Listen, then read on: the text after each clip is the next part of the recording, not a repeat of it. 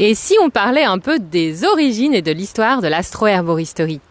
Depuis la nuit des temps, on associe les plantes au corps céleste en établissant une correspondance et une résonance entre les deux jusque dans les cycles célestes et leurs mouvements.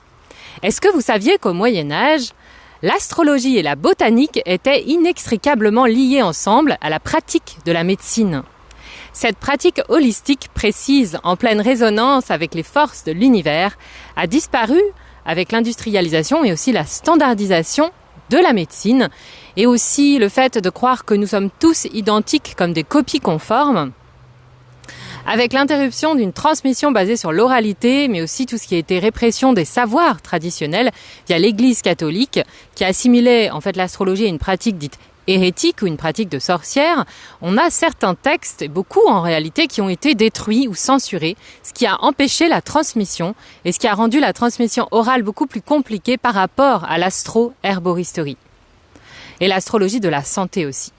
Et l'herboristerie, au fur et à mesure, s'est complètement spécialisée dans tout ce qui est composé actif des plantes, leurs effets sur le corps se dissociant de l'astrologie. Alors que nous détenions un savoir ancestral véritablement puissant, de haute précision, personnalisé pour chacun et chacune d'entre nous.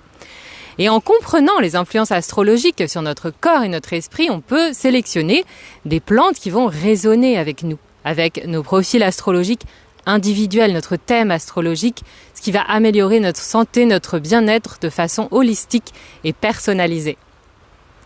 Si vous souhaitez vous former, je vous invite à rejoindre la formation Cursus Mélis qui est ouverte jusqu'au 30 septembre. Avec ce parcours, maîtriser les bases avancées de l'astro-herboristerie. Vous allez vous former en astrologie de la santé appliquée à l'herboristerie, le niveau des planètes, des astres. Découvrez aussi quelles sont les plantes qui incarnent sur Terre les énergies planétaires et comment trouver votre propre plante planétaire en lien avec votre propre thème astral.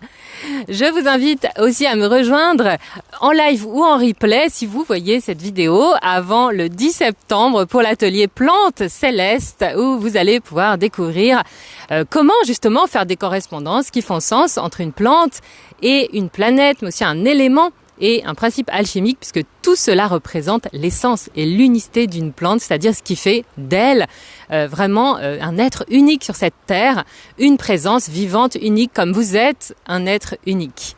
Et cet atelier, vous pourrez en bénéficier aussi en replay. Le lien est dans la bio, en description aussi. Si vous souhaitez vous former, contactez-moi à contact@herbcreatif.fr si vous voulez échanger de vive voix avec moi. À bientôt.